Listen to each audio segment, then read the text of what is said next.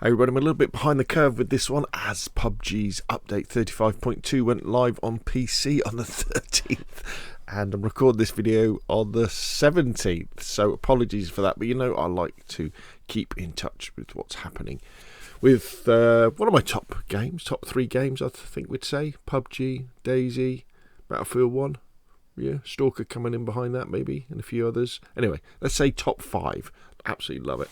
So PUBG update 35.2. The headline things are vehicle camo netting coming, which I think is really cool. Destructible terrain and red zone introduced to Tago. Vending machines now on Erangel and Tago, including new medical type. Destructible pots added to Erangel. New item, camo netting. And a few other things. So what I'll do is in the description below this video you'll find a link to these patch notes or this blog post, so you can watch the video as well. I can't really play that because I get copyright stuff. But as we can see, the update went live on the 14th for PC and is going live on console, PlayStation, Xbox, next week on the 22nd. So yeah, fantastic. So let's have a look. So World Tago. The destructible terrain feature has been added. The frag grenade mortar, Panzerfaust, C4, pickaxe, vehicle explosion and red zone missiles can destroy terrain. And you can kind of make yourself like a little ditch, kind of like this, a little trench. Some areas in Tago may have limited destructibility due to rocky terrain. Does not apply to ranked or custom.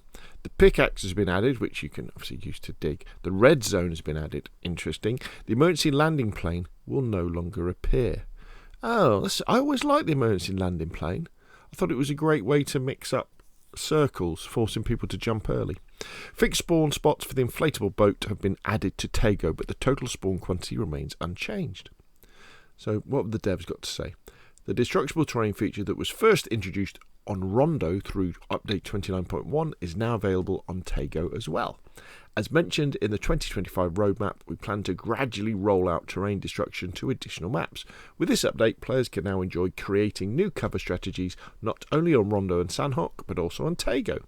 Additionally, the pickaxe and red zone have been added to Tago, while the emergency landing plane has been removed.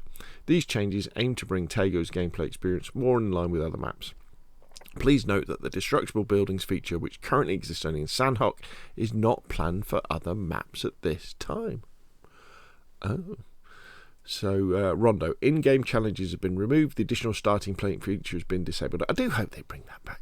Miscellaneous. The bunny baskets have been removed. That was for Easter. Here we go.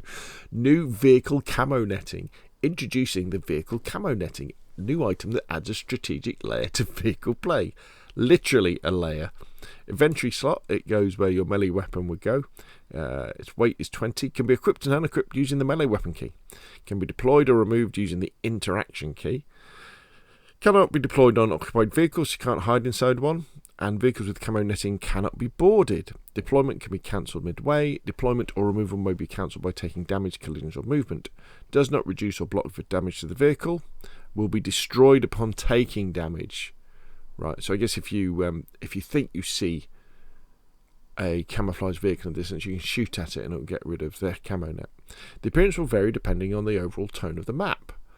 That's interesting. So it's like adaptive camouflage, perhaps. When placing a ping marker on a vehicle with vehicle camo netting deployed, a general marker will appear instead of a vehicle marker. World spawns in Erangel and Miramar can be deployed on all four-wheeler vehicles, available in normal match, arcade and custom mode, not esports. Yeah, so there you go. Yeah, I think it's quite cool, isn't it? It'll be interesting to see how long it takes to deploy it. Because one of the techniques I often use is playing the edge of the circle with a vehicle. You park up, you hop out of the vehicle and you hide behind it. But the ability to put a camo net on it, so that maybe it doesn't get spotted as quick or kind of gets ignored. That's what you really want, isn't it? You want people to not really give you a second look. Could be good. An interesting addition to the game, I think. The devs say the new vehicle camo netting is coming in update 35.2, designed to help hide vehicles more effectively. It makes it harder for enemies to spot tyre positions, giving you more ways to use vehicles strategically and adapt to different situations. I don't think they meant to say spot tyre positions. Okay. That said, vehicles with camo netting can still be spotted if you look closely, keeping things tense and fun during gameplay. You'll find the vehicle camo netting in normal, arcade and custom matches first, and we're looking at adding it to other modes later on. Objects. Vending machines have been added to Erangel and Tego. A wider variety of machines is now available across the battlegrounds. Boost vending machines have received a visual update.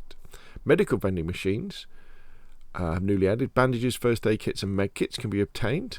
Just like the boost vending machine, it sometimes drops a bunch of healing items all at once.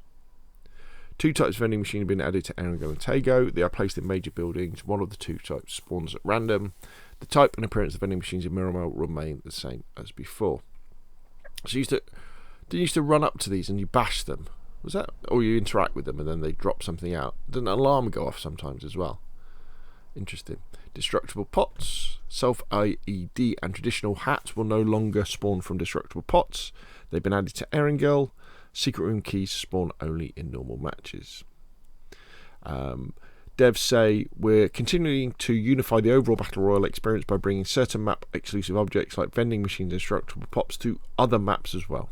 We've made a few updates along the way. First off, the classic boost vending machine has received a visual refresh. We're also adding a brand new medical vending machine. Instead of picking up healing items like bandages and medkits off the ground, you can now interact with the machines directly to get what you need, and if you're lucky you might just hit the jackpot and fill your inventory all at once. As for the destructible pots, we've adjusted the loot and added them to Erangel. Now you can smash pots for stress relief while picking up extra items at the same time. These changes will roll out to Erangel and Tego first, with plans to gradually expand them to all 8x8 maps in the future. Yeah, well, it's another thing as well, when you're looting somewhere and then you hear, a pot being broken or a vending machine being interacted with, it gives you that extra audio cue, doesn't it, to be able to play strategically and tactically.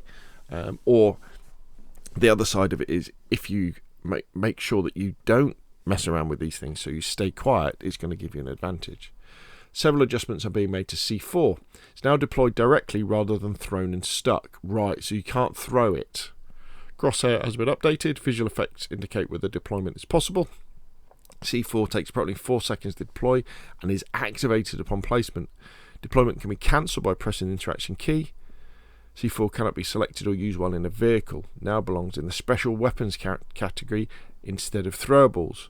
However, it still occupies the throwable slot and appears in the throwable items wheel.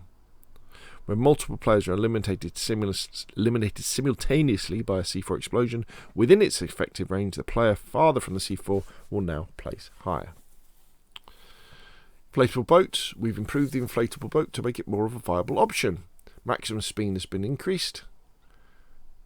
So there you go. Devs comment. In this update, we've slightly adjusted the maximum speed of the inflatable boat.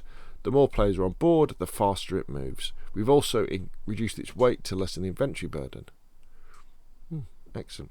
Flare gun. We've made several improvements to the flare gun. Using the flare gun just got a whole lot easier. The tooltip for the flare gun has been updated to more accurately describe its functionality. The crosshair has been removed to more clearly indicate whether a special airdrop can be called when aiming at the side. That's good, because you end up just firing it off and it didn't work. It now turns yellow when aiming at a valid angle. When using the flare gun or successfully calling in a special airdrop, related information will be displayed via radio messages. The zipline gun's crosshairs now clearly indicates whether you can fire. Matchmaking workshop. And more amazing PUBG skins. Well done, Crafton. Survivor pass. Yep, not really interested in that. Performance optimization, bug fixes, etc. So there we go. I mean, it's great that PUBG keeps getting these updates. Absolutely fantastic. I wish I had more time to play it. But there we go. The link to this blog post will be in the description below this video. Hope you found this useful. If you have, hit like, comment, see more on the same, press subscribe. And of course, I'll see you again soon.